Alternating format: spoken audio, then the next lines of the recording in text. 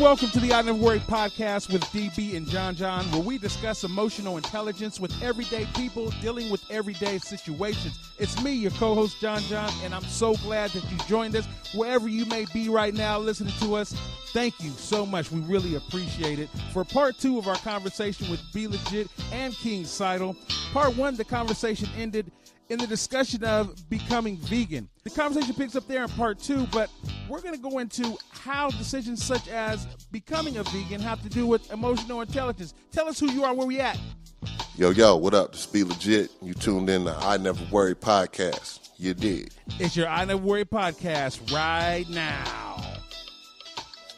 Okay, so now getting back to it, you might ask someone else. Right. You know, what's your purpose of going vegan, vegetarian, whatever? Right. So everybody has a different reason. Right. My reason was I was trying to elevate my spirituality. Yeah. You know what I'm saying? And I know that meat, it's at the bottom of the color spectrum, red. Mm-hmm. It lowers your vibration. Mm-hmm. I was trying to get a bigger vibration. I was trying to eat live foods to be a liver person, to be more, raise my consciousness. You know what I'm saying? It had nothing to do with a diet or anything like that. It's just, like I said, it was on some spiritual for me. Yeah. For you, it was, and it's also healthier too. For sure. But what got me there, was that part of it. Then the other things came in, because it's like when people are born in the United States of America, and you look at pictures and you see a puppy, a pit bull puppy, and then the puppies come out and they suck their mom's breast to get the nourishments from the same kind of species. Right. Same nourishment. Same with whatever, any kind of animal. Right. Off his mother. So why would you take a human and put it on the cow's breast? Right.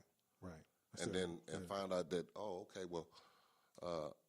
it's a high percent of, like 85% of people lactose intolerant, because it don't go there. Right. That piece don't fit together. Right.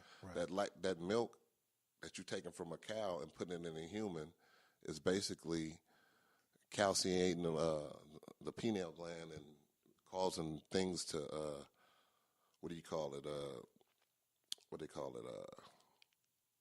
just different kind of sicknesses. They start working on the sicknesses like from day one. Right. So that sickness, like I'm saying, that would come from milk. I think they call it autism. Mm-hmm. Yeah, a lot of autism cases come from that. For sure. So it starts in the beginning when after I became conscious of it, and then I go back and look at it. Okay, in the beginning, they get you from day one. They put you on the meat and the milk early. Right. You know what I'm saying? So therefore, you can never reach the level of consciousness of your ancestors when the meat was good. Because sometimes, people like to say, like, oh, yeah, well, my granddad, he lived at 89 years old. He ate salt pork, everything. Right. Yeah, they wasn't messing with your granddad. They wasn't mass-producing pigs these cows. These cows and stuff was on free-range farms. They didn't know that they was going to die. They wasn't sick cows and had pusses in them and doing whatever they was doing. So it was good back then. So maybe it was a better chance. But even before then, like I say, you go way, way back. The universe provides everything that you need. Right. From the sun to the to the water to the green chlorophyll that makes the plants grow, and all that. And it's free. But somehow, the United States of America learned how to monetize nature. Okay, so they charge you for apples and oranges and cucumbers. But if we'd have been conscious like our ancestors, we'd have been growing our own. Right. Even my mom and them used to grow greens in the garden. Our parents used to grow small little gardens. And that's just something that they took along with them. That's what I'm saying. Yeah, that's something that they took down south. That's what they did. But especially when you came to California, because of the weather, you come down here, you get you a garden. So the greens that you have that's coming from your garden, the tomatoes is coming from your garden, it's free. Right. They monetize it. than put GMOs in it and stuff that's artificial to make them grow bigger and faster. They do that with marijuana. Yeah. They pump it up with CO2s and different things like that to make a bigger yield. To keep up with the supply and demand. Mm-hmm. To keep up with supply and demand. And more business. And for monetary reasons is what the world is really based upon. Yeah. And everybody... Go ahead. Yeah, and I wanted to go back, too, because people do say that all the time. My granny lived, my grandfather lived. But they forgot to talk about, but how was they living? Mm-hmm. So you might have lived to 80, 90, but did you have diabetes? Yes. Was you on the cane? Yes. Was your posture straight? Like, what did they look like? Right. You know what I'm saying? And I'm not saying this for everybody, but I know my big mama had diabetes, and I know my grandfather had cancer. Yes. And you know what I'm saying? I mean, so we know that has to play a part of it. And when we tie this conversation into the EI, I also think that meat, right, has a lot to do with people's tempers, right? Because you're transferring that energy. There's no slick way to kill anything. Listen to this. Talk to me. You are what you eat. Period. Okay? So if you eat a stressed out cow, you don't think you're going to get stressed out. Right. You eating... These cows are lining up to die. They know they're getting ready to get slaughtered. Right. They're watching it. They releasing certain energies. It's like when they start shooting or whatever. Something, you know what I'm saying? You get adrenaline. Yeah. You know what I'm saying? You get these things. So they releasing. Piss on yourself, shit on yourself, all that, right? All that energy. Yeah, that energies and whatever kind of poisons or whatever, And then they turn around and sell you that meat. And then you eat it and you become, cow got cancer, you get cancer. You are what you eat. Right. Protein comes from plants. Period. Right. Point blank. You eating secondhand. That's just like somebody. You can have firsthand protein. Right. Eat it, but a meat is a secondhand protein. Right. The cow eat the grass. The grass gets in the cow, then that provides protein in its muscles in its body, and then you eat that protein. So you're getting it secondhand. Right. It's cut. Yeah, it's cut. Yeah, you know what I mean? Yeah. And then, so we talk about, like, the emotions, like, so people who are so stuck, right, and where they're at is really got because of the way they feel about it. It's the way they take in the information. Because the funniest thing to me on that process of eating, like, a person will look at what I'm eating, right, whether it's, seitan or tofu or whatever, and they may go, ugh. Yeah. Right, but never go ugh about what they actually taking in, and that's all about the mindset, right? And so everything that we're talking about, no matter what we're looking at, when you're talking about our podcast and why we're doing it, is how we look at all situations in our life through this emotional lens and the impact that it has and how you feel.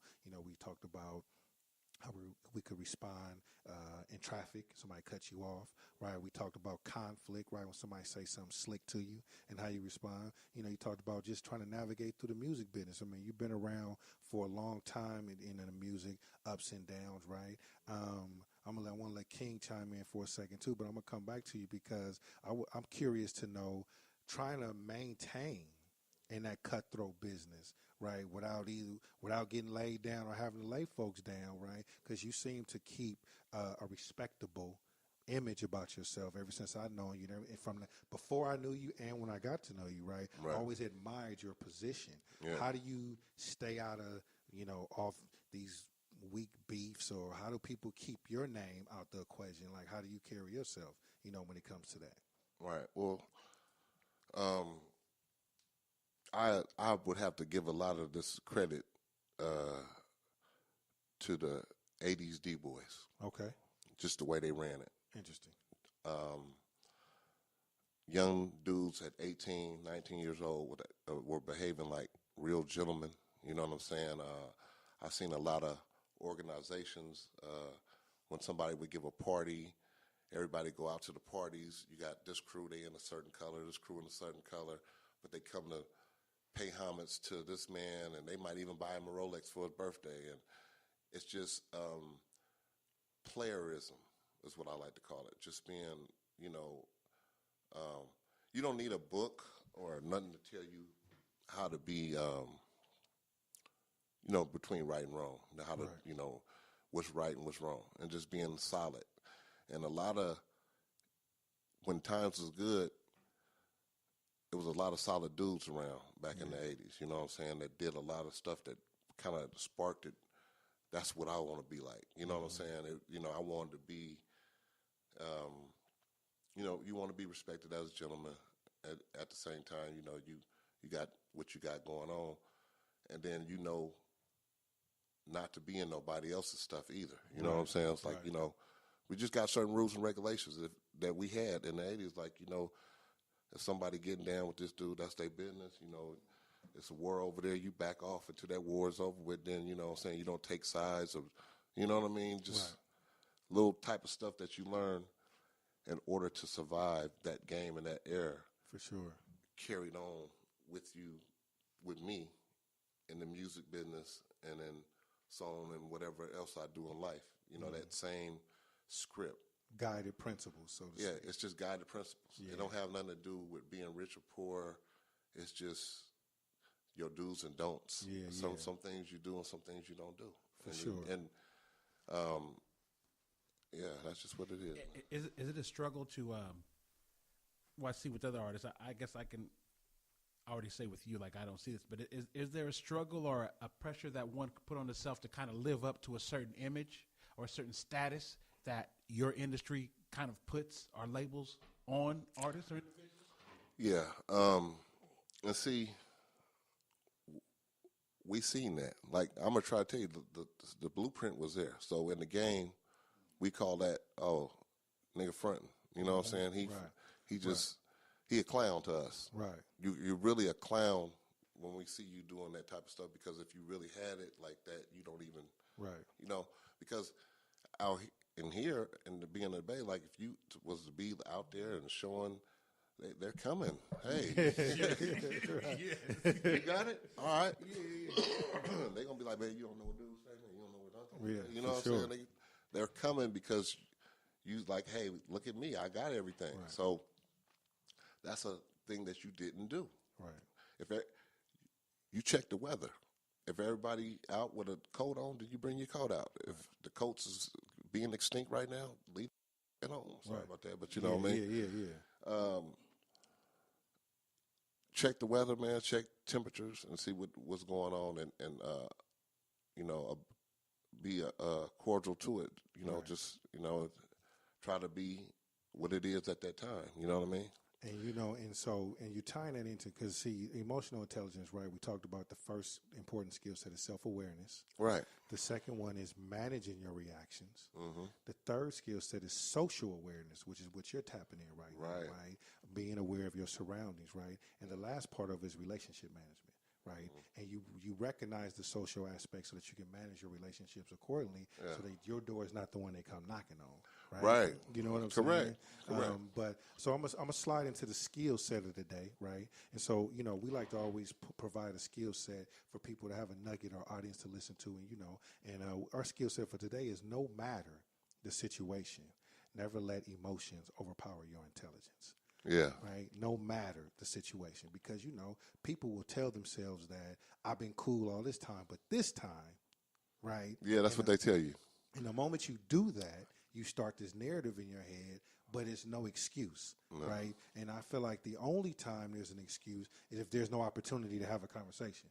If you can't remove yourself, somebody slide this door in here and come in here trying to swing on us, we're not talking about emotional intelligence. I don't want people to get that piece missed, but we're talking about when there's some space and opportunity. Mm-hmm. We used to say, right, ain't nothing in between us, but space and opportunity as a challenge. Right.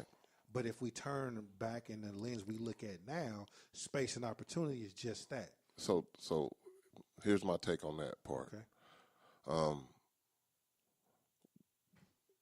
When there's peer pressure, right? Your homies watching, or people get on Twitter and they, now you got an audience. Right. There's that circumstances making your decisions. Right. Okay. If you have a problem with an individual, you can't seem to get along publicly. Right. Then you just, half the time you put them two individuals in a room by themselves and let them talk it off, they probably ain't got nothing to say to each other. Right. It ain't about you and that person. It's about your team and that team. Yeah. Or whatever. You know what I'm saying? So they don't get down,